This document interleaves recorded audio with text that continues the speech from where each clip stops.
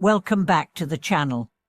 It's always a pleasure to have you here with us. Today, we are going to dive into a deeply transformative topic, one that has the power to shift not only how we see the world, but also how we experience ourselves and others. The essence of this discussion can be summed up in a powerful teaching. True spiritual cultivation begins with managing our own mind and heart, not in focusing on or criticizing the faults of others. Sounds simple, right? But in practice, it's one of the most challenging and rewarding journeys a person can embark upon.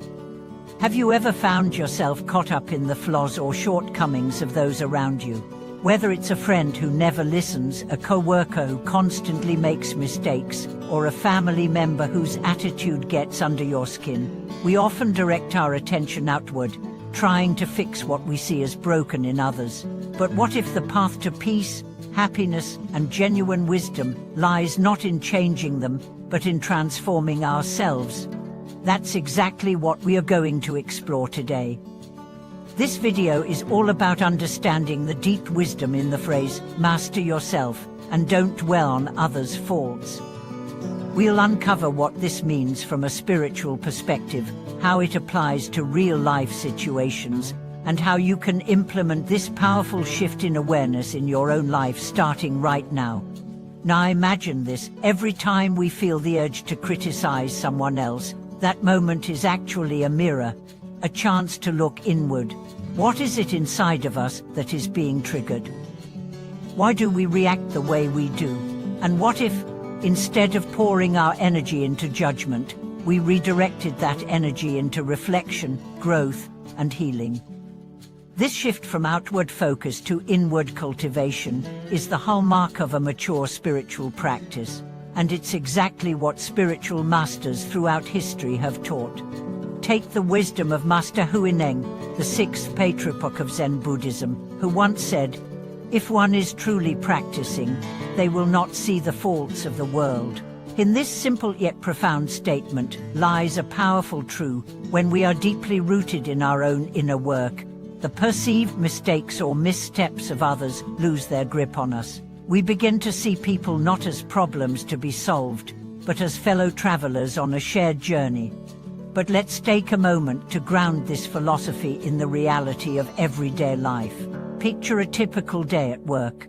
A colleague messes up a report, causing you extra hours of effort. You feel annoyed, maybe even angry. It's natural. But let's slow down. Instead of reacting with blame, imagine using that moment as a trigger to check in with yourself. What's really bothering you?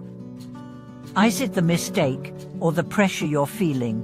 Is it the perception that your efforts aren't being recognized, or a fear that this will reflect poorly on you? When you ask these questions, you begin to take responsibility for your own emotions. You begin to master yourself. And this isn't about letting people walk all over you or excusing poor behavior. It's about reclaiming your power by no longer allowing others' actions to dictate your emotional state. When we realize that peace isn't found in perfect circumstances but in a stable and clear mind, we step into a new level of freedom. Let's look at relationships. Romantic, familial, platonic, any close connection inevitably brings up friction. We often expect others to love us in exactly the way we want to be loved, to meet our needs without being told, to never hurt or disappoint us. But what if, instead of demanding perfection, we approached our relationships as opportunities to cultivate patience, compassion, and understanding?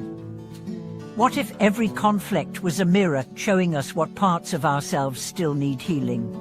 And now, there's a beautiful teaching in Buddhism that says, the mind is the forerunner of all actions. In other words, everything starts in the mind.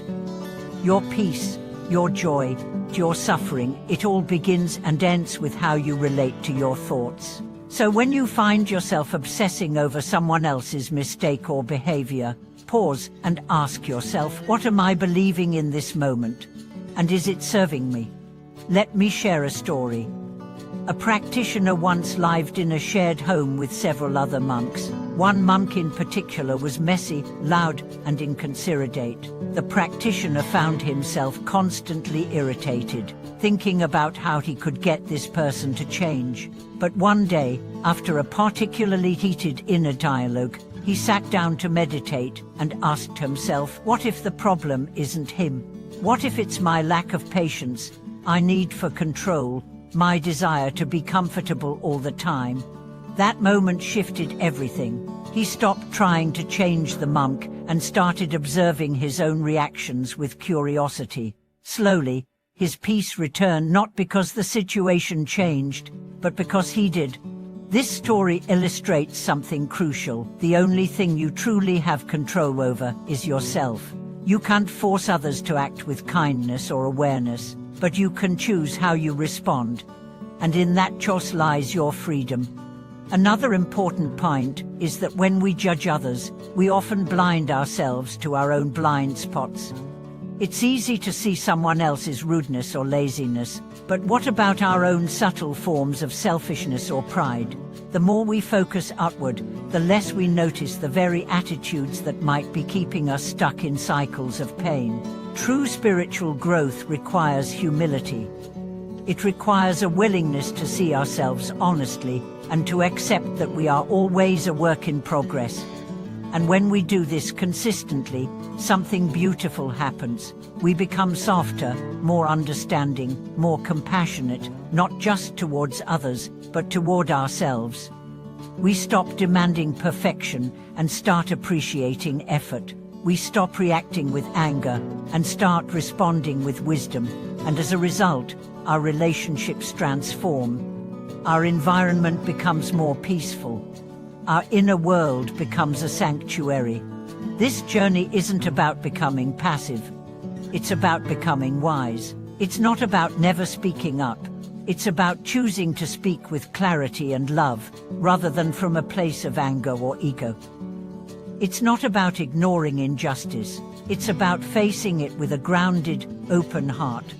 And yes, there will be times when it feels like the hardest thing in the world to hold your tongue, to soften your heart, to reflect instead of react. But these are the moments that define your practice. These are the moments where real transformation happens. So, how did you start? Begin with awareness. Notice when you're focused on someone else's behavior. Gently bring your attention back to yourself. What are you feeling? What story are you telling yourself? Is it true? Is it helpful? Then, make a conscious choice. Choose peace over control. Choose understanding over judgment. Choose growth over blame. Over time, you'll find that your life becomes less about fixing others and more about freeing yourself. You'll experience deeper joy, greater resilience, and a profound sense of inner strength. You'll become the kind of person who brings calm into chaos, light into darkness, and love into every room you enter. And that, my friends, is the true power of spiritual cultivation. Thank you for watching today's video. I hope this message resonated with you and offered a fresh perspective on how to navigate life's challenges with grace and wisdom. If you've had experiences where turning inward brought you peace, or if you're currently struggling with focusing on others' faults, share your story in the comments below. We grow together when we share from the heart. Don't forget to like, subscribe, and hit the notification bell so you never miss an update from our community. Until next time, stay mindful, stay compassionate, and remember, peace begins within.